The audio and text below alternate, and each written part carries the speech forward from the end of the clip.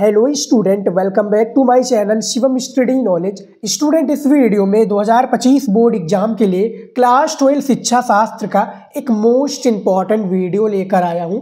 इस वीडियो में मैं आप लोगों को बताने वाला हूं कि शिक्षा शास्त्र की कॉपी कैसे लिखें। बोर्ड एग्जाम में पूरी जो कॉपी होती है शिक्षा शास्त्र की, ये आप लोग कैसे लिखेंगे, पूरा पेपर हल करने का तरीका क्या है। जो शिक्षा शास्त्र का पेपर आएगा आप लोगों का एग्जाम में, आप लोग कैसे हल करोगे पेपर, उसके बताए गए प्रश्नों को कैसे लिखोगे कॉपी में, तो इस वीडियो में मैं आपको बताने वाला हूँ। पूरी कॉपी स्टूडेंट मैं आप लोगों के लिए शिक्षा शास्त्र का लिख कर लेकर आया हूँ। काफ़ी मेहनत लगा है इस वीडियो को बनाने के लिए, तो प्लीज़ वीडियो को लाइक और चैनल को सब्सक्राइब जरूर कर लीजिएगा, क्योंकि इस वीडियो में मैं आप लोगों को पूरा तरीका बताने वाला हूं कि एक टॉपर बच्चा शिक्षा शास्त्र की पूरी कॉपी कैसे लिखता है और आप लोग कैसे लिखोगे बोर्ड एग्जाम में शिक्षा शास्त्र की कॉपी।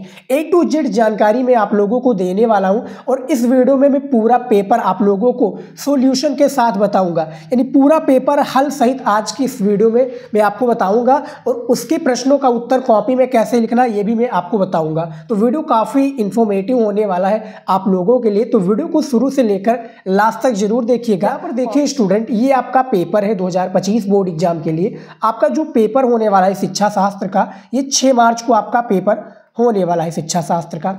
ये पूरा पेपर है स्टूडेंट, इतना आप लोगों ने देख लिया। शिक्षा शास्त्र का पेपर कोड देख लीजिए 246 WB ये पेपर कोड है। पूर्णांक आप लोगों का जो शिक्षा शास्त्र का होता है ये 100 नंबर का पूर्णांक होता है। उसके बाद में देखिए ये कॉपी का जो फर्स्ट कवर पेज होता है, यानी बोर्ड एग्जाम में आपको पेपर उस तरह से दिया जाएगा और जो कवर पेज होगा यानी जिसमें आप लोगों को रोल नंबर, विषय, डेट, उसके बाद में पेपर कोड, ये सब जो लिखना होता है इसी में लिखना होता है। तो सबसे पहले चलिए इसको लिख लेते हैं, इसमें जो जानकारियां होती हैं, ठीक है, तभी हमारी कॉपी चेक होगी जब इसमें सारी चीज़ें हम लिख कर रहेंगे, यानी हमारा रोल नंबर, पता जो भी होगा, ठीक है। यहाँ पर नाम नहीं लिखना होता, यहाँ पर सिर्फ रोल नंबर आपको लिखना पड़ता है। तो देखिए इंटरमीडिएट परीक्षा लिखा हुआ है यहाँ पर, आप समझ गए।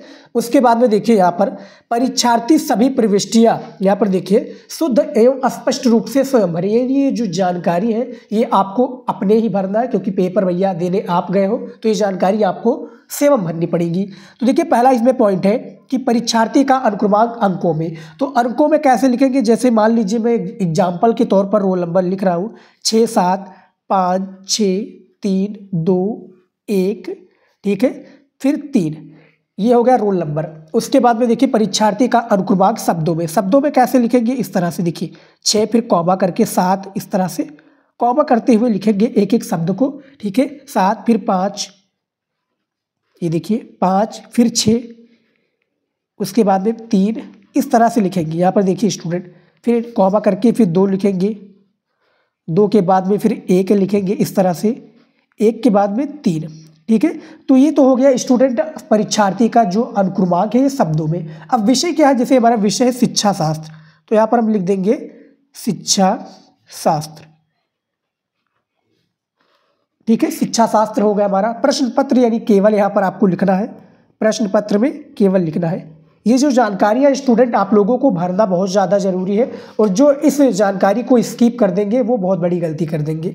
अब यहाँ पर देखिए पेपर कोड दिख रहा होगा 246 WB ये पेपर कोड है। तो यहाँ पर देखिए लिखा है ना कि प्रश्न पत्र पर अंकित संकेतांक, यहीं पर हमें लिखना है। तो 246 लिख देंगे इस तरह से, 246 और WB ये पेपर कोड होता है स्टूडेंट, जो आपको पेपर दिया जाता है ना, प्रश्न पत्र जिसको कहते हैं, उसी में यहाँ पर होता है। परीक्षा का दिन आपका जैसे 6 मार्च को है, अब मुझे नहीं पता है उस दिन क्या है, जैसे यहाँ पर मैं मंगलवार रख लेता हूँ, ठीक है, मंगलवार, ठीक है। परीक्षा का दिन, परीक्षा तिथि, परीक्षा किस तारीख को है आपका, 6 मार्च को, तो 6 मार्च यानी तीसरा महीना है ना, 2025, इस तरह से हम लिखेंगे 2025। द्वितीय पाली, यहाँ पर पाली क्या हो जाएगी, द्वितीय हो जाएगी, क्योंकि ये इंटरमीडिएट का है। हाई स्कूल का होता तो वो प्रथम पाली में यानी सुबह वाली पाली में होता, ठीक है। केंद्र का नाम यानी जहाँ पर आपका सेंटर गया है, जिस सेंटर में आप पेपर बैठकर दे रहे हो वहाँ का नाम लिखना है, उस विद्यालय का नाम लिखना है। यहाँ पर मैं अपने चैनल का नाम लिख देता हूँ, मुझे नहीं पता है, लेकिन आप लोग प्लीज़ जो आपके सेंटर का नाम है आपके प्रवेश पत्र यानी एडमिट कार्ड में दिया होता है, तो वही नाम आपको इस पर जो है कवर पेज में लिखना होता है। तो यहाँ पर मैं अपना चैनल का नाम लिख देता हूँ स्टूडेंट, ठीक है। पूरा नाम शिवम स्टडी नॉलेज है। चैनल को नहीं सब्सक्राइब किया है तो कर लीजिए। इसी तरीके से मैं जो हमारे आर्ट के विद्यार्थी हैं उनकी मैं पूर्ण रूप से तैयारी इस चैनल पर कराता हूँ। परीक्षा का संख्या यानी एग्जाम रूम नंबर यहाँ पर 1 में लिख देता हूँ। जो रूम नंबर पर आप बैठे होंगे, ठीक है, वो लिख दीजिएगा। दिनांक यहाँ पर होता है, तो दिनांक क्या है, 6 तारीख, जिस दिन आप पेपर दे रहे हैं तो उस दिन का यहाँ पर आपको लिखना है खुद स्वयं, ठीक है, 2025। तो ये जो जानकारियाँ स्टूडेंट जो आप लोगों को भरनी पड़ेगी, ठीक है, और ये स्वयं अपना स्पष्ट रूप से अच्छे से भर लीजिएगा, क्योंकि इसमें जब यदि आप गड़बड़ी कर देंगे, ठीक है, अच्छे से नहीं भरेंगे तो आपकी पूरी कॉपी बिल्कुल भी चेक नहीं होगी, एग्जामिनर नहीं चेक करेगा, लेकिन उसको पता ही नहीं चलेगा कि भैया किसकी कॉपी है, तो कैसे चेक करेगा। तो ये गलती आप लोगों ना करिए, इसीलिए मैंने ये पूरी जानकारियाँ बता दी है। अब देखिए स्टूडेंट, ये पेपर है, पेपर में जो जानकारी होती है सबसे पहले हमें पढ़ना जरूरी है। यहाँ पर अनुक्रमांक रहेगा, जो ये अनुक्रमांक है ना, इसको यहाँ पर लिख लीजिएगा। जैसे नाम मेरा शिवम है तो यहाँ पर मैं शिवम अपना नाम लिख देता हूँ। आप लोगों का जो नाम होगा पेपर पे आप लिख लीजिएगा, क्योंकि जब आपका परीक्षा कंप्लीट हो जाएगा तो ये पेपर आप अपने घर पर लेकर चले आएंगे, ठीक है। समय आपको दिया जाएगा 3 घंटा 15 मिनट। 15 मिनट पेपर को पढ़ने के लिए, तो प्लीज़ आप लोग 15 मिनट पेपर को अच्छे से पढ़ लीजिएगा। इसके बताए गए प्रश्नों को पढ़ लीजिएगा। पूर्णांक 100 नंबर का होता है, इतना तो आपको क्लियर होगा ही। अब नोट में तो आपने ये देख लिया, निर्देश पढ़ना बहुत ज़्यादा जरूरी है। अब देखिए निर्देश कैसे पढ़ना ये जानिए। सबसे पहला है सभी प्रश्न अनिवार्य है, यानी इस पेपर में जितने भी चाहे प्रश्न दिए हुए ये सभी प्रश्न अनिवार्य है, ठीक है। इसके प्रश्नों का आपको उत्तर देना पड़ेगा, ठीक है, तभी आपको जाकर नंबर उसका मिलेगा। उसके बाद में देखिए दूसरा पॉइंट में कि प्रश्न संख्या 1 से बहुविकल्पीय प्रकार का है, प्रश्न संख्या 2 से 6 तक निश्चित उत्तरीय प्रश्न है, और प्रश्न संख्या 7 से 12 तक अति लघु उत्तरीय प्रश्न है, जिनमें से प्रत्येक का उत्तर लगभग 25 शब्दों में देना है। 13 से 18 तक लघु उत्तरीय प्रश्न है, जिनका प्रत्येक उत्तर 50 शब्दों में, तथा 19 से 21 तक दीर्घ उत्तरीय प्रश्न है, जिनमें से प्रत्येक का उत्तर 250 शब्दों में 250 शब्दों के अंतर्गत लिखना है। तीसरा पॉइंट है कि सभी प्रश्नों के निर्धारित अंक उसके समूह का अंकित है, यानी जो भी प्रश्न इस पेपर में दिया है उसका अंक दिया जाता है कि भैया 4 नंबर का है, 6 नंबर का है या 10 नंबर का है, ठीक है। बहुविकल्पीय आपका टोटल 5 बहुविकल्पीय प्रश्न होता है और 5 निश्चित उत्तरीय, क्योंकि आप लोग हमारी वीडियोज को देखते होंगे स्टूडेंट मॉडल पेपर का, शिक्षा शास्त्र का, तो उसमें मैंने क्लियरली बता रखा है कि कैसे क्वेश्चंस आते हैं पेपर में, ठीक है। और निर्देश में ही आपको बाकायदा बता दिया गया है। अब यहाँ पर देखिए 5 क्वेश्चन है, तो प्रश्नोत्तर संख्या 1 के अंतर्गत ये आपके आते हैं। यहाँ पर आप लोग देख रहे होंगे 1-2 करके लिखा हुआ है, ये कंप्यूटराइज जो है पेपर बनाया गया। जो आपका बोर्ड पेपर होगा वो कुछ अलग तरीके से रहेगा। तो चलिए स्टूडेंट, मैं आपको पूरा क्वेश्चन बता देता हूँ और कॉपी में कैसे लिखना है ये भी मैं आपको दिखा देता हूँ, ठीक है। लाइव में पूरी कॉपी लिख कर आप लोगों को दिखाने वाला हूँ, यानी लिख कर लेकर आया हूँ। बेसिकली आप देखेंगे और प्रश्नों का जो पेपर है ये पूरा सॉल्व करके मैं आपको बताऊँगा। देखिए पहला क्वेश्चन है कि मालवीय जी द्वारा स्थापित संस्था है, तो 5 बहुविकल्पीय प्रश्न है, 1-1 नंबर का पूछा जाएगा। क्वेश्चन क्या पूछा गया है कि मालवीय जी द्वारा स्थापित संस्था है, तो मालवीय जी के यानी पंडित मदन मोहन मालवीय की यहाँ पर बात हो रही है, तो वो आपका हो जाएगा सी वाला, यानी बनारस हिंदू विश्वविद्यालय हो जाएगा राइट आंसर, जिसको हम BHU भी कहते हैं, बनारस हिंदू यूनिवर्सिटी, जो कि बनारस में है, आप लोग जानते होंगे। इसकी स्थापना 1916 में पंडित मदन मोहन मालवीय जी ने किया था, तो पहले का सी राइट आंसर हो जाएगा। अब यहाँ पर देखिए स्टूडेंट, प्रश्नोत्तर संख्या 1 लिख दिया है, क्योंकि 1 के अंतर्गत आता है। अब ये देखिए ये टोटल 5 क्वेश्चन दिया हुआ है, इसी तरीके से आपको लिखना है। दूसरा क्वेश्चन देखिए, बेसिक शिक्षा की अवधारणा किसने दी है, तो बेसिक शिक्षा की जो अवधारणा दी है ये महात्मा गांधी जी ने दी है, तो आपका दूसरे का सी राइट आंसर हो जाएगा स्टूडेंट। यहाँ पर देखिए इस तरह से आपको लिखना है। बोर्ड एग्जाम में जब भी आपका जैसे 6 मार्च को पेपर है शिक्षा शास्त्र का, तो प्लीज़ आप लोग इसी तरीके से लिखिएगा। और टॉपर जो स्टूडेंट होता है, चाहे जो भी सब्जेक्ट का हो, कॉपी लिखना एक अहम रोल होता है आपके बोर्ड एग्जाम में। आपके एग्जाम में एक कॉपी लिख रहा है, एक आपकी राइटिंग और दूसरा लिखने का तरीका, ये एग्जामिनर आपके कॉपी में देखता है। और ये तीनों चीज़ें इस वीडियो में आपको मिलेंगी, पूरी चीज़ें मैं आपको बताऊंगा, ठीक है। तो दूसरे का सी राइट आंसर हो जाएगा। तीसरा क्वेश्चन देखिए यहाँ पर, जो कि तीसरे पॉइंट के अनुसार आधुनिक वैज्ञानिक युग में विश्व की गंभीर समस्या है। ये सभी जो मैं क्वेश्चन इस पेपर में बता रखा हूँ स्टूडेंट, ये सभी का मैंने आंसर हालांकि अपने वीडियोज में बता रखा है, जो हमारे स्टूडेंट है, रेगुलर स्टूडेंट है, वीडियो को देखते होंगे, उनको पता होगा। ठीक है, तो तीसरे का जो राइट आंसर हो जाएगा भैया वो पर्यावरण प्रदूषण हो जाएगा, जो कि आज के युग की यानी वैज्ञानिक युग की या आज के युग की बात की जाए तो ये बहुत ही गंभीर समस्या है, जो कि आपका सी वाला राइट आंसर हो जाएगा। चौथा क्वेश्चन है, कौन सा यंत्र भूकंपीय हलचल का मापन करता है? तो भैया इनमें से थर्मामीटर तो होगा नहीं, बैरोमीटर भी नहीं होगा, इलेक्ट्रोमीटर भी नहीं होगा, तो इसमें सिस्मोग्राफ हो जाएगा, जो कि 4 नंबर का बी आंसर बिल्कुल क्वेश्चन सही हो जाएगा। ठीक है, 1 नंबर का है, ये भी कंप्लीट हो गया। यानी जो भी आपका जो है क्वेश्चन दिया हुआ है जिस नंबर का पॉइंट का, उसका जो ऑप्शन सही हो, जैसे A number, B number, C number, उसी को इस तरह से आप लोग लिखिएगा। आप लोग हिंदी का कॉपी लिखना नहीं जानते तो वो वीडियो देख लीजिएगा, इसी तरीके से आपका ऑब्जेक्टिव क्वेश्चन दिया हुआ है। 5 नंबर क्वेश्चन देखिए, पाठ को रुचिकर बनाने के लिए क्या आवश्यक है? यानी पढ़ने के लिए, स्टूडेंट रुचि बनाने के लिए कि भैया बच्चे का मन लगे, तो उसके लिए क्या आवश्यक है? 1 नंबर का क्वेश्चन है, देखिए, शांतिपूर्ण वातावरण हो, या पाठ की क्रियात्मक पद पर ध्यान दिया जाए, उपयुक्त शिक्षण विधियों का प्रयोग किया जाए, या उपयुक्त सभी। तो भैया देखा जाए तो ये सभी चीज़ें जरूरी है, जो कि डी वाला विकल्प बिल्कुल सही हो जाएगा। 5 नंबर का डी आंसर बिल्कुल सही हो जाएगा, तो यहाँ पर लिख दिया है। ठीक है, तो कॉपी में स्टूडेंट सबसे पहले ये याद रखिए कि आप लोगों को जो यूज करना है पेन, ये 4 चीज़ें ही यूज करना है बोर्ड एग्जाम में, और कोई भी कलरफुल पेन यूज मत कीजिएगा। एक आपका ब्लू, एक आपका ब्लैक, एक आपका स्केच जो कि 3 रुपये वाला स्केच होता है, मार्कर का प्रयोग बिल्कुल भी मत कीजिएगा भूल कर भी। ठीक है, और एक पटरी, ये 4 चीज़ें बहुत ज़्यादा जरूरी है। आप लोगों को लगता है कि ब्लैक स्केच से ज़्यादा फर्क पड़ता है, तो इसका प्रयोग बिल्कुल भी मत आप लोग कीजिएगा, आप लोग इससे कर लीजिएगा। ठीक है, यानी ब्लू पेन से, यानी ब्लैक पेन से। ठीक है, क्योंकि मैं अपने टाइम पे मैं बात करूँ स्टूडेंट, तो मैं ब्लैक स्केच का प्रयोग करता था, और ऐसा स्केच है कि दोनों साइड दिखता नहीं है। ठीक है, तो आप लोग इसी का प्रयोग कर लीजिएगा मन चाहे तो। यहाँ पर मैं आपको दिखाऊंगा भी, दोनों साइड कॉपी लिखना होता है। तो ये आपका 5 जो बहुविकल्पीय प्रश्न था, इसका आंसर दे दिया है।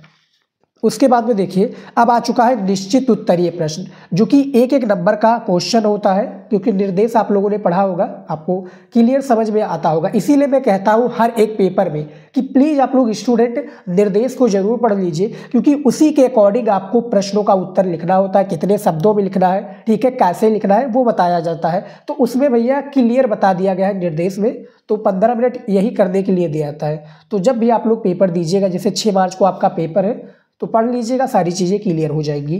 अब देखिए, निश्चित उत्तरीय प्रश्न में 6 नंबर क्वेश्चन क्या दिया हुआ है कि प्राचीन कालीन भारतीय शिक्षा प्रणाली किस नाम से विश्वविख्यात है? ये क्वेश्चन पूछा गया, 1 नंबर का है। अब देखिए, ये बहुविकल्पीय की तरह ही होता है, लेकिन फ़र्क इतना है कि उसमें आपको 4 विकल्प दिए जाते हैं, इनमें विकल्प नहीं दिया जाता है। इनमें बस 1 लाइनों में आपको राइट आंसर बता देना है।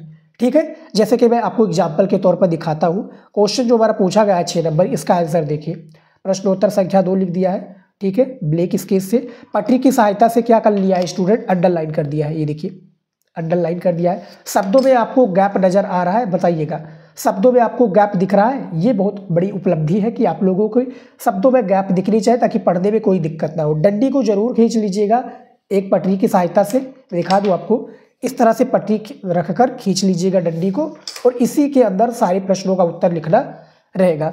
इसका उत्तर देखिए कि प्राचीन कालीन भारतीय शिक्षा प्रणाली गुरुकुल शिक्षा प्रणाली के नाम से विश्वविख्यात थी। अब आप लोग नोटिस करे होंगे कि सारा क्वेश्चन तो एज इट इज यही है, लेकिन इसमें जो सेंटेंस चेंज है, इसमें 3 वर्ड का, गुरुकुल शिक्षा प्रणाली, बस यही है, बस आपका राइट आंसर कंप्लीट हो गया, 1 नंबर एग्जामिनर दे देगा। 7वां नंबर क्वेश्चन देखिए, कुठारी आयोग को अन्य किस नाम से जाना जाता है? ये भी 1 नंबर का क्वेश्चन है। इसका उत्तर देखिए 3 नंबर क्वेश्चन में, देखिए, कुठोरी आयोग का गठन सन 1964 ईस्वी को हुआ। इसे शिक्षा आयोग के नाम से भी जाना जाता है। इसका गठन 1964 में हुआ। तो आप ये लिखना चाहे तो लिख सकते हैं, नहीं तो कोई बात नहीं, आप इतना लिख दीजिएगा कि शिक्षा आयोग से नाम से भी जाना जाता है इसको, यानी कठोरी आयोग को शिक्षा आयोग के नाम से भी जाना जाता है। इतना लिख दीजिएगा, क्लियर हो जाएगा, एग्जामिनर समझ जाएगा। ठीक है, अब दोनों पेज में आपको लिखना है, तो जाहिर सी बात है कि दोनों पेजों को अच्छे से काट पीट मत कीजिएगा, क्योंकि बोर्ड एग्जाम में आप लोगों भी जानते होंगे, और मैं हर एक वीडियो में बताता हूँ, चाहे जो भी वीडियो हो। ठीक है, first impression is the last impression. First, second और जो 3rd पेज, इसमें काट पीट, गंदगी, ठीक है, या गलत शब्द बिल्कुल भी मत लिखिएगा। राइटिंग से ठीक है, जितना अच्छा हो सके राइट आंसर लिखिए, ठीक है, और गलत सी काट पीट बिल्कुल भी मत कीजिए, ताकि इससे एग्जामिनर का क्या है, एक प्रकार से निगेटिव इम्पैक्ट आपकी कॉपी पे पड़ेगा और उसको यदि देना होगा भैया 2 नंबर 5 नंबर 4 नंबर 1 नंबर, तो आपका नंबर नहीं देगा। तो प्लीज़ आप लोग ऐसी गलती मत कीजिएगा, इसीलिए मैं पूरी कॉपी आप लोगों के लिए लिख कर लेकर आया हूँ। पूरे यूट्यूब पर आप लोग ढूंढ लीजिए, शिक्षा शास्त्र की वीडियो बहुत कम मिलेगी और कॉपी वाली वीडियो तो बिल्कुल भी नहीं मिलेगी, सिर्फ हमारी ही चैनल पर मिलेगा। इसीलिए मैं आप लोगों की कदर करता हूँ और आप लोग वीडियो के लिए सजेस्ट करते हैं कि सर इस पर वीडियो बनाइए, तो मैं सभी का जो है कमेंट रीड करता हूँ और सारी चीज़ों को मैं मेहनत करता हूँ। तो 8 नंबर क्वेश्चन देखिए यहाँ पर, राष्ट्र की प्रगति के उद्देश्य से शिक्षा का सामान्य स्तर कैसा होना चाहिए। 8 नंबर क्वेश्चन है, मोस्ट इंपॉर्टेंट है, इसका उत्तर देख लेते हैं। ये देखिए चौथा नंबर क्वेश्चन था ना, और यहाँ पर आप लोग देख रहे होंगे कि सर यहाँ पर 8 नंबर कैसे आ चुका है। वो जो स्टूडेंट मैं बात करूं तो जो वो था, यानी जो आपका बहुविकल्पीय था, ये पॉइंट की थ्रू था, इसमें क्या है 5वां पॉइंट इस तरह से आ जाएगा, ठीक है। तो ये कंप्यूटराइज में गड़बड़ी होगा नंबरिंग में, तो इसको इसीलिए मैं क्या सजेस्ट करके मैं कॉपी में सही कर दिया हूँ। ये कॉपी वाला जो है बिल्कुल रियल है, ठीक है, पेपर में सारे क्वेश्चन रियल है, बस नंबरिंग में थोड़ी गड़बड़ी हो गई है। तो प्रश्नोत्तर संख्या 4 देखिए, राष्ट्र की प्रगति के उद्देश्य से शिक्षा का सामान्य स्तर ऊंचा होना चाहिए, ये भी सही हो गया। 9 नंबर क्वेश्चन दिया हुआ है, मैकडूगल ने कितनी मूल प्रवृत्तियां बताई है। जो मैकडूगल है, जो कि आपके सेक्शन बी में खंड खा में मिलेगा, ठीक है, सीखना अर्थ एवं व्यवहार, जो आपका चैप्टर है ना खंड खा का, उसी से लिया गया है। 1 नंबर का क्वेश्चन है, देखिए मैकडूगल ने 14 मूल प्रवृत्तियों को बताया है। 1 नंबर इस पर भी आपको दिया जाएगा, आपने बता दिया है, प्रश्नोत्तर संख्या लिखा है, और 2-3 लाइनों का आप जरूर गैप रखिए, ज़्यादा मत, और शब्दों में गैप रखिए ताकि पढ़ने में कोई दिक्कत ना हो, ठीक है। आपको ऐसे ही कॉपी लिखना है। राइटिंग बहुत ही अहम भूमिका निभाती है कॉपी लिखने में, चाहे जो भी सब्जेक्ट हो। तो प्लीज़ आप लोग, राइटिंग अभी आपकी ख़राब है तो इम्प्रूव कर लीजिए, जितना हो सके उतना इम्प्रूव कर लीजिए, क्योंकि पढ़ने में आप चाहे जितने भी अच्छे हैं, राइटिंग आपकी सही नहीं है तो वहाँ पर आपका नंबर कटेगा। बहुत सारे नंबर नहीं कटेंगे, लेकिन कटेंगे, जहाँ पर मिलना आपको 5 नंबर वहाँ पर दे दिया जाएगा 4 नंबर। तो ये गलती मत कीजिएगा, राइटिंग को इंप्रूव कर दीजिए, अभी बहुत टाइम है आपके पास। 10 नंबर क्वेश्चन देखिए, व्यक्तित्व के मनोविश्लेषणात्मक सिद्धांत का प्रतिपादक कौन है। 1 नंबर का क्वेश्चन है, इसका उत्तर देखिए, व्यक्तित्व के मनोविश्लेषणात्मक सिद्धांत विधि का प्रतिपादक सिगमंड फ्रायड है। जो सिगमंड फ्रायड ये हो जाएंगी, ठीक है। 6 नंबर क्वेश्चन का ये राइट आंसर हो जाएगा। उसमें देख लीजिए और भी क्वेश्चन है स्टूडेंट, ठीक है, पूरा कॉपी में आप लोगों के लिए लिख कर लेकर आया हूँ, पूरी कॉपी में आपके लिए लिख कर लेकर आया हूँ, कौन सी गलती नहीं करनी है और कैसी कॉपी लिखनी है, सारी चीज़ें इस वीडियो में मैं आपको बता ही रहा हूँ। अब देखिए अति लघु उत्तरीय प्रश्न आ गया, जो कि आपके पेपर में 6 क्वेश्चन होता है, शिक्षा शास्त्र की मैं बात कर रहा हूँ, और 4 नंबर का एक प्रश्न आपके अति लघु उत्तरीय के पूछे जाते हैं। तो देखिए इसमें 8वां नंबर क्वेश्चन क्या पूछा गया है कि भारतीय शिक्षा व्यवस्था में सर्वाधिक महत्वपूर्ण भूमिका निभाने वाले लॉर्ड मैकाले का तटस्थ मूल्यांकन कीजिए, ठीक है। 4 नंबर का आपका एक प्रश्न है, जब आप एक प्रश्न का उत्तर देंगे अति लघु उत्तरीय प्रश्न का, तब आपको 4 नंबर एग्जामिनर देगा।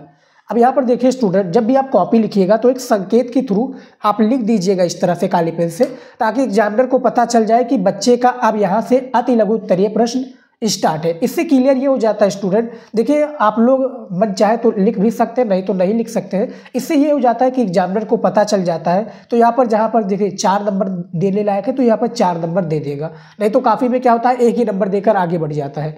तो ऐसी गलती मत कीजिएगा, आप ये लिख सकते हैं, नहीं लिखना चाहते तो नहीं लिख सकते, क्योंकि प्रश्नोत्तर संख्या जब आप सीरियल से लिखेंगे तो उसको क्लियर रहता है सारी चीज़ें, ठीक है। तो जो हमारा आपका 7वां नंबर क्वेश्चन पूछा गया था, बेसिकली वहाँ पर 8 दिखा रहा है, यहाँ पर 7 नंबर, ठीक है। तो देखिए, भारत में आधुनिक शिक्षा व्यवस्था स्थापित करने में सर्वाधिक महत्वपूर्ण भूमिका लॉर्ड मैकाले की रही है। लॉर्ड मैकाले प्रशंसा एवं निंदा दोनों के पात्र रहे। लॉर्ड मैकाले के प्रशंसक उन्हें आधुनिक भारतीय शिक्षा के पथ प्रदर्शक यहाँ पे देखिए स्वीकार करते हैं। उनके अनुसार मैकाले द्वारा की गई शिक्षा व्यवस्था के ही मार्ग पर अग्रसर हुई, यानी मार्ग पर क्या हुई, अग्रसर हुई। तो ये आपके 7वें नंबर क्वेश्चन का आंसर है। और यहाँ पर आप लोग देख रहे होंगे स्टूडेंट, पढ़ने में कोई दिक्कत नहीं आ रही है, ना कोई गलत शब्द है, यानी राइटिंग बहुत अच्छी से है। यहाँ पर आप देख सकते हैं राइटिंग अच्छी है, क्योंकि राइटिंग ज़्यादा अच्छी नहीं है लेकिन हाँ मीडियम है, एग्जामिनर को समझ में आ जाएगा, थोड़ा बहुत इंप्रेस होगा, लेकिन पूरा नंबर देगा, ठीक है। और शब्दों में गैप भी, जिससे पढ़ने में कोई दिक्कत नहीं हो रही, तो ये एग्जामिनर ये सारी चीज़ें देखता है। उसके बाद में देखिए 9 नंबर क्वेश्चन, आपके विचारानुसार शिक्षा का स्तर ऊंचा उठाना क्यों आवश्यक है, ये बताना है, ठीक है। 4 नंबर का ये भी क्वेश्चन है, इसका भी उत्तर मैं आपको दिखा देता हूँ। देखिए प्रश्नोत्तर संख्या 8, यहाँ पर प्रश्नोत्तर संख्या 8 है, वहाँ पर 9 है, और कंप्यूटराइज में गड़बड़ी है। तो आप लोग स्टूडेंट याद रखिए कि क्योंकि जो पेपर में आपका आएगा सेम इसी तरीके से आएगा, पेपर में जो क्वेश्चंस होंगे चेंज होंगे, ठीक है। तो देखिए विभिन्न कारणों से हमारे देश में शिक्षा का स्तर सामान्य से निम्न है, अतः शिक्षा के स्तर को ऊंचा उठाना अति आवश्यक है। वास्तव में देश की प्रगति एवं व्यक्तिगत कुशलता में वृद्धि करने के लिए शिक्षा के सामान्य स्तर को उन्नत करना अनिवार्य है। शिक्षा का जो सामान्य स्तर है इसको उन्नत करना अनिवार्य है। तो ये भी क्वेश्चन का आंसर मैंने बता दिया है। 10 नंबर क्वेश्चन देखिए, जन्मजात रुचि को सोदाहरण स्पष्ट कीजिए। जन्मजात रुचि, अर्जित रुचि, ठीक है। अब आप लोग कमेंट में बताइए स्टूडेंट की रुचि कितने प्रकार की होती है, कौन कौन सी रुचि। मैंने आप लोगों को अति लघु उत्तरी में काफ़ी बार बता चुका हूँ, ठीक है। आप लोग हमारे रेगुलर स्टूडेंट हैं तो आपको इसका आंसर क्लियर पता होगा, ठीक है। आप लोगों के लिए एक प्रकार से बेसिकली टेस्ट के रूप में भी है, क्योंकि आपकी तैयारी मुझे मजबूत तरीके से करानी है, ठीक है, क्योंकि आप लोग हमारे फेवरेट स्टूडेंट हैं और तैयारी अच्छे से कंप्लीट करानी है। और आप लोगों का एक टारगेट होगा, देखिए टारगेट आप लोगों ने नहीं बनाया है तो बना लीजिए, लेकिन जब टारगेट रहता है तब आप उसी के हिसाब से तैयारी मेहनत से करते हैं। देखिए इसमें 9 नंबर क्वेश्चन देखिए कि जन्मजात रुचि क्या है। जन्मजात रुचि मूल प्रवृत्तियों पर आधारित होती है और मनुष्य के स्वभाव तथा प्रकृति में निहित होती है। इनका स्रोत व्यक्ति के अंदर जन्म से ही विद्यमान होता है। भोजन में हमारी रुचि भूख की जन्मजात प्रवृत्ति के कारण है।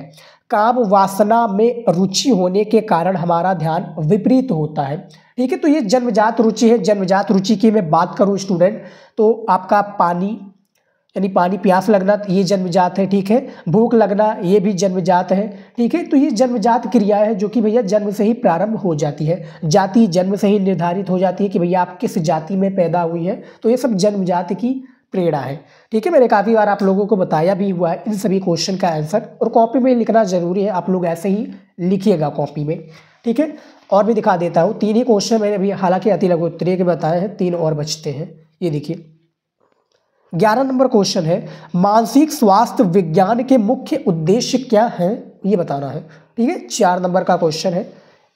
देखिए प्रश्नोत्तर संख्या 10 के अंतर्गत मानसिक स्वास्थ्य विज्ञान के मुख्य उद्देश्य इस प्रकार है, पॉइंट के थ्रू है। सबसे पहला है क्रो एवं क्रो के अनुसार, जो कि एक शिक्षा शास्त्री है, इनके अनुसार देख लेते हैं मानसिक स्वास्थ्य विज्ञान का उद्देश्य। देखिए क्रो एवं क्रो के अनुसार मानसिक अवस्था एवं अस्वस्थता को नियंत्रित करना तथा मानसिक रोगों को दूर करने के उपायों की खोज करना, ये इनके अनुसार है। दूसरा है मानसिक स्वास्थ्य विज्ञान का उद्देश्य ऐसे साधनों को एकत्र करना है जिससे साधारण मानसिक रोगों को नियंत्रित किया जा सके। तो ये आपका 10 नंबर क्वेश्चन है स्टूडेंट, और इसका मैंने आप लोगों को आंसर भी बता दिया है मानसिक स्वास्थ्य विज्ञान के उद्देश्य के बारे में। अगला क्वेश्चन मैं दिखा देता हूं, और आप लोग स्टूडेंट वीडियो को रोककर भी सारे प्रश्नों को लिखना चाहते हैं तो लिख लीजिए, ठीक है, क्योंकि ये इंपॉर्टेंट क्वेश्चन है। और जैसा कि मैंने आप लोगों को शुरू में ही बता दिया था कि मैं पूरा पेपर यानी अध्यापक है पूरा पेपर हल करने का तरीका भी मैं आपको बता रहा हूँ। कॉपी कैसे लिखनी है तो आप लोगों को वीडियो में पता ही चल रहा होगा, ठीक है। 12 नंबर क्वेश्चन है, बुद्धि अमूर्त चिंतन की योग्यता है, स्पष्ट कीजिए। ये भी 4 नंबर का क्वेश्चन है। शिक्षा शास्त्र एक ऐसा सब्जेक्ट है जिसमें 25 शब्दों से आपको, यानी 25 शब्दों से, हालांकि ज़्यादा मत लिखिएगा, लेकिन हाँ इस तरह से लिखिए कि 4 नंबर के लिए पर्याप्त रहे, ठीक है। तो क्वेश्चन के ऊपर वेस्ट है, ज़्यादा मत जाइएगा, और छोटा है तो आप उसको रोक तो सकते नहीं कि 10 शब्दों में दिया हुआ उस क्वेश्चन का आंसर। हालांकि शिक्षा शास्त्र में इतना होता नहीं है, काट पीट कर मुझे यहाँ पर लिखना पड़ा है इसका आंसर। देखा जाए तो बहुत बड़े में इसका आंसर होता है शिक्षा शास्त्र की अति लघु उत्तरीय के, लेकिन इतना नहीं लिखना है स्टूडेंट, हमें और भी सारे क्वेश्चंस को अटेम्प्ट करना है। तो देखिए 12 नंबर क्वेश्चन देखिए, बुद्धि की अवधारणा को स्पष्ट करते हुए कुछ विद्वानों ने बुद्धि को अमूर्त चिंतन की योग्यता के रूप में प्रस्तुत किया है। इन विद्वानों में मुख्य है बिने तथा टर्मन। इन विद्वानों का मानना है कि किसी भी प्रस्तुत होने वाली समस्या को समझने के लिए बुद्धि को अमूर्त योग्यता, यहाँ पे देखिए, बुद्धि को अमूर्त योग्यता माना जाता है। तो ये 11 नंबर क्वेश्चन का आंसर है। 12 नंबर क्वेश्चन भी देख लेते हैं स्टूडेंट, जो कि आखिरी क्वेश्चन बचा हुआ है। अति लघु उत्तरीय की मैं बात कर रहा हूँ। वैदिक काल में गुरु शिष्य का संबंध पर प्रकाश डालिए। जो आपका फर्स्ट चैप्टर है ना स्टूडेंट, प्राचीन कालीन भारतीय शिक्षा शास्त्र का, उससे लिया गया क्वेश्चन है कि वैदिक काल में जो गुरु को शिक्षा का संबंध था, बेसिकली इस पर प्रकाश डालना है। इसका भी उत्तर मैं आपको दिखा देता हूँ। देखिए, प्राचीन शिक्षा में गुरु शिष्य के मध्य प्रत्यक्ष संबंध रहता था। शिष्य गुरु के सीधे संपर्क में रहता था, अतः गुरु शिष्य की शारीरिक और मानसिक शक्तियों का भली प्रकार अध्ययन कर लेता था। गुरु अपने शिष्यों के साथ पुत्रवत स्नेह करता था, जैसे एक पिता और पुत्र का प्यार होता है, उसी तरीके से इसमें भी बताया गया है स्टूडेंट। ठीक है, यानी गुरु शिष्य का संबंध बताया गया है। ठीक है, भोजन, रहना पाना, खाना पानी, रहना, स्नान करना, ये सारी चीज़ों की व्यवस्था है वो गुरु ही कर देता था अपने शिष्यों के लिए। तो ये 12 नंबर क्वेश्चन का भी आंसर मैंने आप लोगों को बता दिया है। तो जो हमारा ये अति लघु उत्तरीय वाला पार्ट था, ये मैंने आपको बता दिया है और हल भी कर दिया है। अब हमारा आ चुका है लघु उत्तरीय। ठीक है, और लघु उत्तरीय भी आप लोगों ने निर्देश में पढ़ लिया होगा। देखिए, लघु उत्तरीय प्रश्न की मैं बात करूं तो टोटल आपके शिक्षा शास्त्र में ये भी 6 प्रश्न दिए होते हैं, और प्रत्येक प्रश्न कितने नंबर का होता है, ये भी प्रत्येक प्रश्न 6 नंबर का होता है। तो छकाओ का 36 नंबर तो आपका इसी में पक्का हो जाएगा, लघु उत्तरीय में। इसका भी मैं आंसर लेकर आया हूँ, 50 शब्दों में आपको इसका आंसर पेपर में देना होता है। 14 नंबर क्वेश्चन है, पाश्चात, देखिए पाश्चात शिक्षा विवाद क्या था, इसके बारे में बताइए। 6 नंबर का मोस्ट इंपॉर्टेंट क्वेश्चन है। इसका उत्तर देख लेते हैं स्टूडेंट।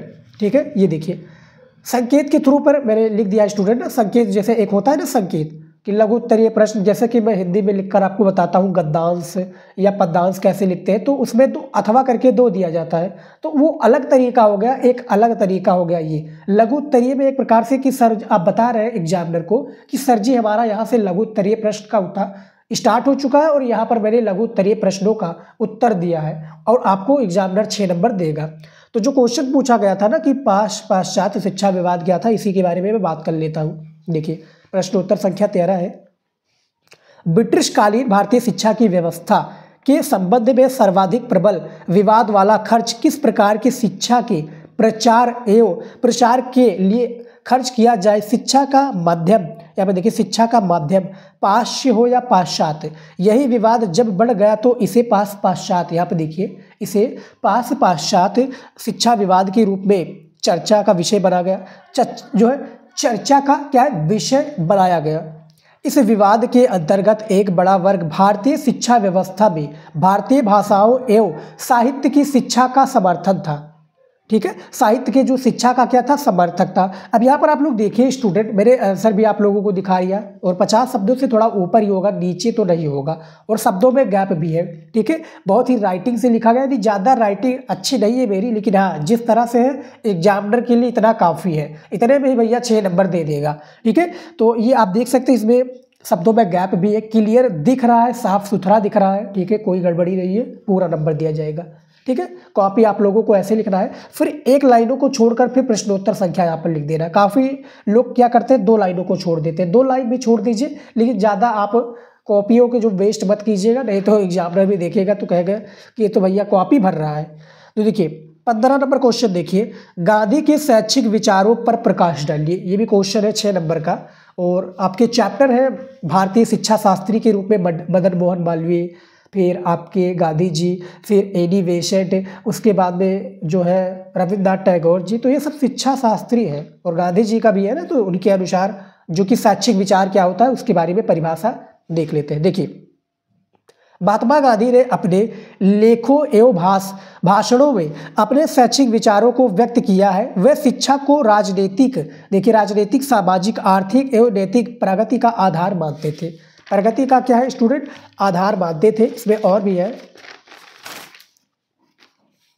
गांधी जी का शिक्षा, देखिए गांधी जी का शिक्षा दर्शन उनके जीवन दर्शन पर आधारित है। गांधी जी का विचार है कि शिक्षा के द्वारा सत्य, अहिंसा, सेवा, आत्मनिर्भरता आदि को प्राप्त किया जा सकता है। डॉक्टर पटेल के अनुसार देखिए, गांधी जी ने उन महान शिक्षकों एवं उपदेशकों की गौरवपूर्ण मंडली में अनोखा स्थान प्राप्त किया है। गौरवपूर्ण जो मंडली है इनमें क्या है, अनोखा स्थान प्राप्त किया है। तो जो क्वेश्चन पूछा गया था ना कि गांधी के शैक्षिक विचारों पर प्रकाश डालिए, उसका मैंने आंसर यहाँ पर आप लोगों को बता दिया है और दे दिया है। ठीक है, 16 नंबर क्वेश्चन देखिए यहाँ पर स्क्रीन पर देखिए स्टूडेंट, जो कि तीसरा क्वेश्चन है लघु उत्तरीय का। पर्यावरण प्रदूषण का अर्थ स्पष्ट कीजिए, वायु प्रदूषण के कारणों का वर्णन कीजिए। यानी हमें यहाँ पर बेसिकली पर्यावरण प्रदूषण का अर्थ बता रहे हैं, परिभाषा दे रहा है, और जो वायु प्रदूषण के कारण है इसको बताना है। तो ये देखिए स्टूडेंट, प्रश्नोत्तर संख्या 15 के अंतर्गत आया है। पर्यावरण प्रदूषण का सामान्य अर्थ है हमारे पर्यावरण का दूषित हो जाना। ठीक है, पर्यावरण का निर्माण प्रकृति ने किया है। यहाँ पे देखिए, प्रकृति पद्धत पर्यावरण में जब किन्हीं तत्वों का अनुपात इस रूप में बदलने लगता है। जब किन्हीं तत्वों का जो अनुपात क्या है, यहाँ पे देखिए शुरुआत में पढ़िए स्टूडेंट, गड़बड़ी हो जाती है। देखिए, पर्यावरण प्रदूषण का सामान्य अर्थ है हमारी पर्यावरण का दूषित हो जाना। यानी भैया पर्यावरण दूषित होगा, पेड़ पौधे कट रहे हैं और जो एनवायरनमेंट है वो भैया काफ़ी बिगड़ रहा है। तो पर्यावरण का निर्माण प्रकृति ने किया है। प्रकृति पद्धत पर्यावरण में जब किन्हीं तत्वों का अनुपात इस रूप में बदलने लगता है जिसका सामान्य जीवन पर प्रतिकूल प्रभाव पड़ने की संभावना होती है। ये परिभाषा हो गया स्टूडेंट, देखा जाए तो इसका परिभाषा बहुत बड़े में है, लेकिन छोटा में ही लिख दीजिएगा। उसके बाद में देखिए वायु प्रदूषण का जो प्रकार है, ठीक है, यानी पूछा गया ना इसका कारण वायु प्रदूषण का, तो बता देता हूँ छोटे में। कूड़े करकट के ढेर वायु प्रदूषण लिखा है ना, इसी तरीके से लिखिएगा स्टूडेंट। आप लोग क्या है, क्वेश्चन के आंसर के साथ में आप लोग ये भी ऑब्जर्व कीजिए, यानी एक प्रकार से क्या होता है, ऑब्जर्व कीजिए कि कैसे लिखा है, यानी पूरी कॉपी कैसे लिखी है। देखिए, कूड़े करकट के ढेर और मृत जीवों, यानी जो मृत जीवों में जो दुर्गंध उठती है उसे वायु प्रदूषित हो जाती है। लाशों के सड़ने में अमोनिया गैस वायु और जल दोनों जल को, यहाँ पे देखिए जल दोनों को प्रदूषित करते हैं। यानी वायु अमोनिया और जल दोनों को ही क्या है, प्रदूषित करते हैं। तो ये वायु प्रदूषण होता है। ठीक है, तो परिभाषा और प्रदूषण जो होता है इसका बता दिया है, 50 शब्दों से ऊपर ही होगा।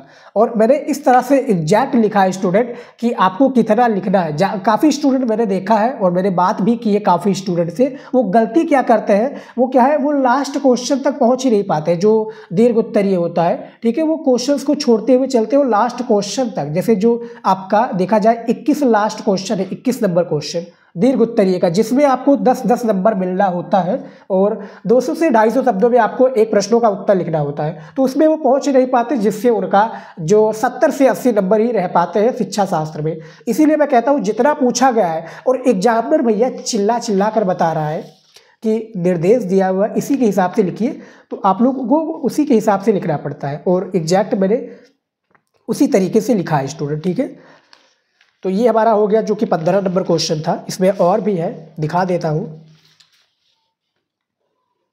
17 नंबर क्वेश्चन देखिए, महिला शिक्षा की प्रगति। देखिए, प्रगति के लिए किए गए प्रयासों का वर्णन कीजिए। 6 नंबर का क्वेश्चन है, इसका उत्तर देख लेते हैं। प्रश्नोत्तर संख्या 16 है, स्त्री शिक्षा की समस्याओं को हल करने के लिए तथा महिला शिक्षा की प्रगति के लिए निम्नलिखित प्रयास इस प्रकार से है। कुछ पॉइंट के थ्रू बताया गया है प्रश्नोत्तर संख्या 16 के अंतर्गत। सबसे पहला है रूढ़िवादिता का उन्मूलन, दूसरा है अपव्यय और अवरोधन का निवारण, तीसरा है भिन्न पाठ्यक्रम की व्यवस्था, यानी जो भिन्न पाठ्यक्रम है इसकी व्यवस्था, चौथा है ग्रामीण दृष्टिकोण में परिवर्तन, पांचवा है आर्थिक समस्या का समाधान, 6 है जनसाधारण के दृष्टिकोण में परिवर्तन, 7वां है बालिका विद्यालयों की स्थापना, 8वां है शिक्षा प्रशासन में सुधार और 9वां है शिक्षा की उदार नीति। ये है भैया स्त्री शिक्षा या महिला शिक्षा की प्रगति के लिए किए गए प्रयास। अब यही क्वेश्चन आप लोगों का दीर्घ उत्तरीय, यानी जिसमें 10 नंबर मिलना होता, इसके बारे में थोड़ा थोड़ा आपको आंसर लिखना होता, लेकिन आप इतना लिख दिया पर्याप्त है लघु उत्तरीय में देखा जाए। ठीक है, पॉइंट के थ्रू लिखा हुआ है और गैप है शब्दों में, राइटिंग है। राइटिंग की मैं बात कर रहा हूँ, आप लोग भी इरिटेट हो रहे होंगे और ये एक प्रकार से फैक्ट है स्टूडेंट, क्योंकि राइटिंग जिसकी अच्छी है पढ़ने में वो एग्जामिनर या स्टूडेंट में बात कर रहा हूँ, मीडियम भी है पढ़ने में, राइटिंग उसकी अच्छी है, लिखने की कॉपी तरीका मालूम है और वो क्वेश्चंस को आंसर नहीं आता बनाकर लिख देगा तो नंबर उसको पूरा मिलेगा, ठीक है। और टॉपर बनने से भी एक प्रकार से थोड़ा इंटेलिजेंट भी होगा, पढ़ने लिखने में ठीक होगा, क्वेश्चन का आंसर को प्रेजेंट करना वो जानता होगा एग्जामिनर के सामने, पूरा नंबर दिया जाएगा, टॉपर भी वो बनता है, ठीक है। 18 नंबर क्वेश्चन देखिए, मानसिक स्वास्थ्य और मानसिक स्वास्थ्य विज्ञान में अंतर स्पष्ट कीजिए। 6 नंबर का क्वेश्चन है, इसका भी उत्तर दिखा देता हूं मैं। देखिए, मानसिक स्वास्थ्य विज्ञान और मानसिक स्वास्थ्य दोनों एक दूसरे के पूरक हैं। मानसिक स्वास्थ्य ये देखिए, मानसिक स्वास्थ्य एक मानसिक दशा है, जबकि मानसिक स्वास्थ्य विज्ञान उन मानसिक दशा का अध्ययन करने वाला विज्ञान है। इन दोनों में अंतर इस प्रकार से, यानी इन दोनों में जो अंतर है बेसिकली ये कुछ पॉइंट के थ्रू बताया गया है, मैं दिखा देता हूँ आपको। ये देखिए, सबसे पहला इसमें अंतर देखिए, मानसिक स्वास्थ्य संपूर्ण व्यक्तित्व की पूर्ण एवं संतुलित क्रियाशीलता को कहते हैं। दूसरा है मानसिक स्वास्थ्य व्यक्ति की एक विशिष्ट स्थिति को बताता है। यह स्थिति 2 प्रकार की होती है, मानसिक स्वस्थता तथा मानसिक अस्वस्थता, यानी मानसिक क्या है स्वस्थता और मानसिक अस्वस्थता। तो ये आपको समझ में आ गया, जो कि 18 नंबर क्वेश्चन था। और जैसा कि मैंने बताया स्टूडेंट, आप लोग वीडियो को रोक कर भी सारे प्रश्नों के आंसर को लिख सकते हैं, नहीं तो आपके क्वेश्चन बैंक में होगा ही, ठीक है। 19 नंबर क्वेश्चन है,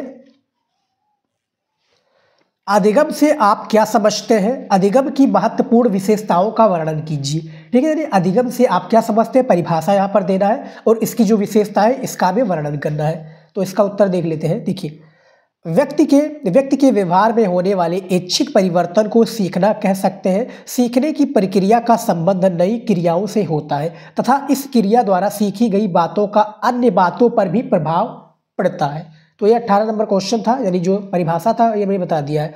अधिगम महत्वपूर्ण विशेषताएं देख लेता है। सबसे पहला है सीखना परिवर्तन है, दूसरा है अधिगम खोज करना, तीसरा है जीवन प्रयत्न चलता है, चौथा है सक्रिय प्रक्रिया है और पांचवा है अधिगम विकास और 6 है ये अनुभवों का संगठन है, ठीक है।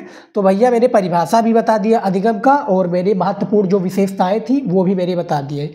अब यही प्रश्न जैसे कि मैं आपको बताऊं स्टूडेंट, जो 19 नंबर प्रश्न है, यही प्रश्न यदि आप लोगों का दिया होता दीर्घ उत्तरीय में तो इसका आंसर आपको, जैसे कि ये जो विशेषताएं हैं इसके बारे में थोड़ा डीपली आपको समझाना पड़ता, ठीक है। और आपको इतने में ही लिखना है, राइटिंग से लिखिएगा और नीचे अंडरलाइन जरूर कर लीजिएगा ब्लैक स्केच से, ताकि दिखने में जो है हेडिंग वगैरह खूबसूरत लगती है कॉपी में, ठीक है। तो ये हमारा जो 6 प्रश्न था लघु उत्तरीय का मैंने बता दिया है। अब हमारा आ चुका है दीर्घ उत्तरीय प्रश्न, जो कि टोटल 3 प्रश्नों का हमें उत्तर देना है, जिसके लिए 10-10 नंबर हमें दिया जाएगा। 30 नंबर हमें इसी में पक्का मिल जाएगा। देखिए 20 नंबर क्वेश्चन क्या पूछा गया है पेपर में, देखिए, प्राचीन भारतीय शिक्षा की मुख्य विशेषताओं का उल्लेख कीजिए। फर्स्ट चैप्टर से लिया गया प्रश्न है आपका दीर्घ उत्तरीय का, इसका हमें जो विशेषता है उसका उल्लेख करना है। तो ये देखिए स्टूडेंट, इसमें भी स्टूडेंट मैंने संकेत लिख दिया है और पॉइंट के हिसाब से एग्जैक्ट कैसे आपको लिखना चाहिए। अलग अलग देखिए स्टूडेंट, अलग जो सब्जेक्ट हो, जैसे आपका इकोनॉमिक्स की बात की जाए तो उसका अलग तरीका होता है, इंग्लिश की बात की जाए तो उसका अलग तरीका होता है, हिंदी की बात की जाए तो उसका अलग तरीका होता है। तो हर एक सब्जेक्ट का उसका अपना तरीका होता है कॉपी लिखने का। उसी तरीके से शिक्षा शास्त्र का भी एक अलग तरीका है, ठीक है। तो दीर्घ उत्तरीय प्रश्न में यहाँ पर देखिए प्रश्नोत्तर संख्या 19 और जो क्वेश्चन पूछा गया था प्राचीन भारतीय शिक्षा की मुख्य विशेषताओं का उल्लेख कीजिए, तो यहाँ पर दिया हुआ है। देखिए प्रश्नोत्तर संख्या 19, संकेत मैंने लिख दिया है।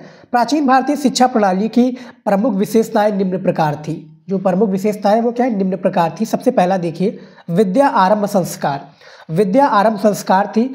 देखिए अल्टेकर के अनुसार जो कि एक शिक्षा शास्त्री है, विद्या आरंभ संस्कार 5 वर्ष की आयु में होता था और साधारणतया सब जातियों के बालकों के लिए था। यानी जो सब जातियों के बालकों थे भैया वो क्या है गुरुकुल में आकर पढ़ सकते थे और उनके लिए आयु का सीमा था कि भैया जब आप इतने वर्ष के हो जाएंगे तब आप कर गुरुकुल में शिक्षा ग्रहण कर सकते हैं। दूसरा है उपनयन संस्कार। उपनयन का शाब्दिक अर्थ है पास ले जाना। दूसरे शब्दों में ज्ञान प्राप्ति के लिए छात्र का गुरु के पास पहुंचना। उपनयन संस्कार के बाद बालक का नवीन जीवन प्रारंभ होता था। ये 8 वर्ष के स्टूडेंट 8 वर्ष की आयु में उपनयन संस्कार बालक का कराया जाता था, तब वो क्या है एक प्रकार से वहाँ पर यानी गुरुकुल में प्रवेश ले सकता था। ठीक है, तो ये उपनयन संस्कार था। उसके बाद जिस तरह से हम एडमिशन कराते हैं ना अब की टाइम में देखा जाए तो एडमिशन होता है ना हमारा कॉलेज स्कूल में, उसी तरीके से वहाँ पर उपनयन संस्कार कराया जाता था। तब वो बालक क्या एक प्रकार से शिक्षा ग्रहण करने के लिए वो एलिजिबल हो जाता था। तीसरा देखिए गुरुकुल प्रणाली। इसमें देखिए प्राचीन भारत की शिक्षा प्रणाली की प्रमुख विशेषता गुरुकुल प्रणाली थी, इसीलिए प्राचीन भारतीय शिक्षा प्रणाली को गुरुकुल शिक्षा प्रणाली के नाम से जाना जाता है। जब बालक 7 या 8 वर्ष को हो जाता था तब वो माता पिता को छोड़कर गुरु के आश्रम में प्रवेश करता था। जैसा कि मैंने बताया उपनयन संस्कार के अंतर्गत ये भी आता है। तो ये तीसरा पॉइंट भी बता दिया है, शब्दों में गैप दिख रहा है ना, और ये इन्हीं दो का कमाल है स्टूडेंट। ये देखिए एक पटरी का अंडरलाइन कर दिया है इस तरह से, और ये आपका ठीक है, तो राइटिंग से लिखा गया, शब्दों में गैप है और पॉइंट के थ्रू लिखा है। तो एग्जामिनर भैया इसी को देखकर इंप्रेस होता है। इसमें और भी है, दिखा दूँ, क्योंकि 200 शब्दों में 200-250 शब्दों में अब लिखना है ना, तो एग्जामिनर को भैया वो फील कराना पड़ेगा कि भैया 250 शब्दों में लिखा गया है। चौथा पॉइंट देखिए नियमित दिनचर्या का सिद्धांत। प्राचीन कालीन भारतीय शिक्षा व्यवस्था के अंतर्गत प्रत्येक छात्र के लिए आवश्यक था कि वो नियमित दिनचर्या का उचित ढंग से पालन करे। यानी जो भैया दिनचर्या होता था गुरुकुल में पढ़ने के लिए वो उसका पूर्ण रूप से क्या है पालन करना पड़ेगा। पांचवा है निःशुल्क शिक्षा। प्राचीन काल में शिक्षा निःशुल्क थी, छात्रों से किसी प्रकार का शुल्क नहीं लिया जाता था, यानी फीस नहीं लिया जाता था, पैसे नहीं लिए जाते थे। ठीक है, शिक्षा की समाप्ति पर वे स्वेच्छा से अपने गुरु का दक्षिणा प्रदान करते थे, यानी शिक्षा जो उनकी समाप्त हो जाती थी। और इसमें स्टूडेंट में बात करूँ तो समावर्तन संस्कार होता है, जो कि 25 वर्ष की आयु में जब बालक शिक्षा कंप्लीट कर लेता था तो उसका एक संस्कार और होता था समावर्तन संस्कार 25 वर्ष की आयु में, और तब जब उसकी शिक्षा कंप्लीट हो जाती थी तो वो एक गुरु को कुछ गुरु दक्षिणा दे सकता था। तो ये निःशुल्क शिक्षा की बात हो गई। छठवां पॉइंट देखिए इसमें दंड का सिद्धांत। प्राचीन शिक्षा में मनोविज्ञान के सिद्धांतों के अनुकूल शिक्षा प्रदान करने की प्रवृत्ति मिलती है। छात्र को शारीरिक दंड प्रदान करना अनुचित अपराध माना जाता था, यानी भैया शारीरिक दंड यानी चाटा मारना, ये शारीरिक दंड के अंतर्गत, या गाल पर चाटा मार देना, या कहीं पर भी एक प्रकार से जो शरीर के आहत आए उसी को शारीरिक दंड कहा जाता था। और गुरुकुल में क्या माना जाता था स्टूडेंट, ये अनुचित अपराध माना जाता था। तो ये 6 नंबर पॉइंट हो गया। 7वां पॉइंट देखिए छात्र जीवन संबंधी नियम। छात्र नियमित जीवन व्यतीत करने के साथ यहाँ पर देखिए खान पान, वेशभूषा व आचार व्यवहार के नियमों का पालन भी अनिवार्य रूप से करते थे। यानी जो भी वहाँ का आचार व्यवहार के नियमों का पालन था ये क्या है पालन भी पूर्ण रूप से नियमित से करते थे। ठीक है, तो ये आपका हो गया 7 नंबर भी पॉइंट जो कि बताया गया छात्र जीवन का संबंधी नियम। 8वां पॉइंट देखिए चरित्र निर्माण का सिद्धांत। चरित्र निर्माण के लिए छात्रों के स्वभाव और संस्कारों का पूरा ध्यान रखा जाता था। तो ये 8 पॉइंट है स्टूडेंट, जो कि हमारा क्वेश्चन जो बताया गया था, मैं आपको दिखा दूं एक बार कि प्राचीन भारतीय शिक्षा की मुख्य विशेषताएं क्या थी। 8 पॉइंट लिख दोगे भैया, एग्जामिनर 10 नंबर दे देगा। ये बात करूँ स्टूडेंट, तो ये तो बोर्ड की कॉपी नहीं है। बोर्ड कॉपी में आप 2 पेज में अच्छे से लिख दोगे तो 250 शब्द कंप्लीट हो जाएगा, 10 नंबर दे देगा वो स्टूडेंट एग्जामिनर। ठीक है, इतना आपको क्लियर हो गया। उसके बाद और दिखा देता हूं मैं आपको क्वेश्चंस।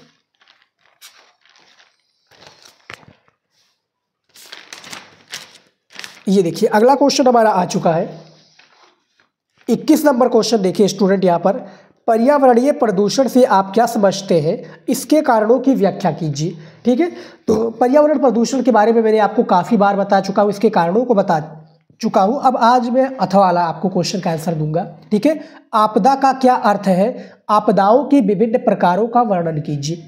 तो ये जो आपका क्वेश्चन है स्टूडेंट, आपदा का हमें सबसे पहले परिभाषा देना है और इसके विभिन्न प्रकारों का वर्णन करना है। यहाँ पर देखिए किस तरह से लिखा है स्टूडेंट। मुझे देखा जाए तो मैं पर्यावरण प्रदूषण का भी मैं आंसर दे सकता था, लेकिन मेरे आप लोगों के लिए स्टूडेंट में लिखकर लेकर आया हूँ, क्योंकि भैया टीचर का एक काम होता है कि बच्चे को अच्छे से समझाना, कि जितना अच्छे से वो समझ जाए उतने ही अच्छे से समझाना।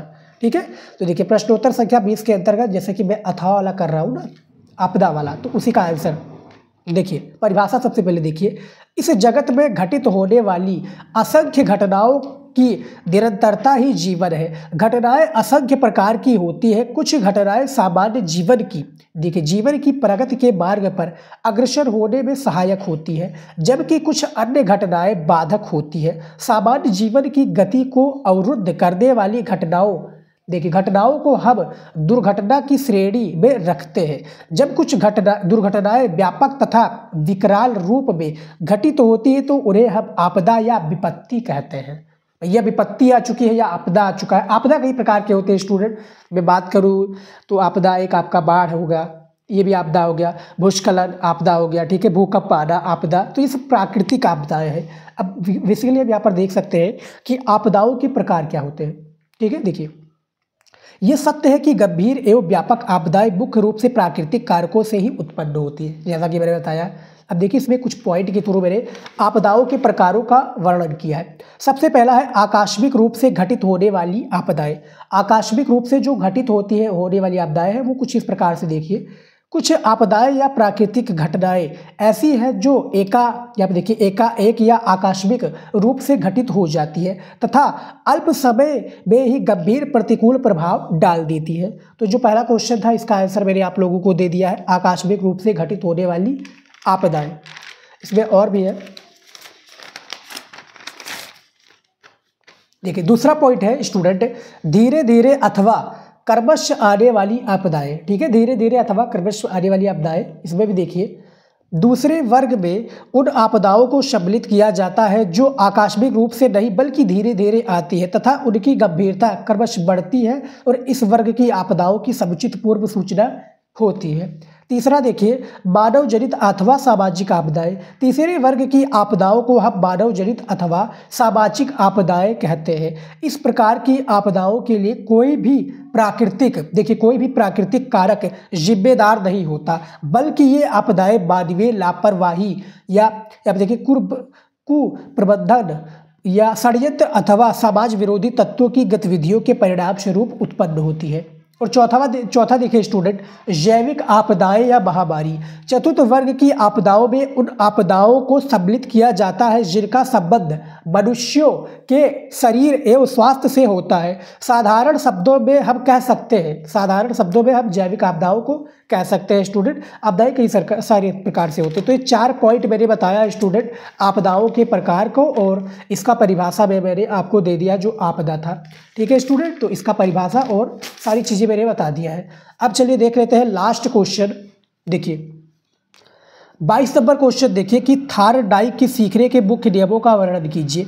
अथवा करके क्वेश्चन दिया हुआ है कि रुचि से आप क्या समझते हैं और सीखने में रुचि के महत्व की विवेचना कीजिए। तो भैया मैंने ऊपर वाला ही क्वेश्चन किया जो कि थारडाइक वाला है। मान लीजिए कि मैं अथवा वाला करता तो वहाँ पर मैं एक सिंबल बना देता कि मैंने सर जी अथवा वाला किया है, ठीक है। आखिरी क्वेश्चन है दीर्घ उत्तरीय का। इसका उत्तर देखिए, सीखने की प्रक्रिया को स्पष्ट करने के लिए प्रसिद्ध मनोवैज्ञानिक थारडाइक ने कुछ नियमों का प्रतिपादन किया है। सीखने के मुख्य नियम 3 हैं जिन्हें थारडाइक के सीखने के नियम कहा जाता है, ठीक है। इन नियमों का वितरण निम्न प्रकार से, यानी जो नियम है स्टूडेंट इनका वितरण कुछ पॉइंट के थ्रू बताया गया है। सबसे पहला है, बेसिकली देखा जाए तो 3 ही थारडाइक के नियम है। पहला है तत्परता का नियम, दूसरा अभ्यास का नियम और तीसरा है प्रभाव का नियम, ठीक है।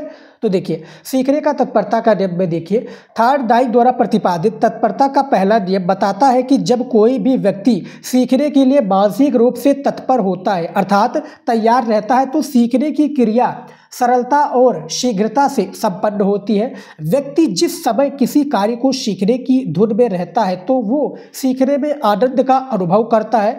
बालक में किसी नवीन ज्ञान या क्रिया को सीखने की तत्परता तभी आती है। तो ये भैया सीखने का तत्परता का नियम वाला परिभाषा हो गया। अब दूसरा है सीखने का अभ्यास का नियम क्या है। वीडियो को रोककर भी आप प्रश्नों को लिख सकते हैं, ठीक है। देखिए सीखने का अभ्यास का नियम क्या है। थारडाइक द्वारा प्रतिपादन सीखने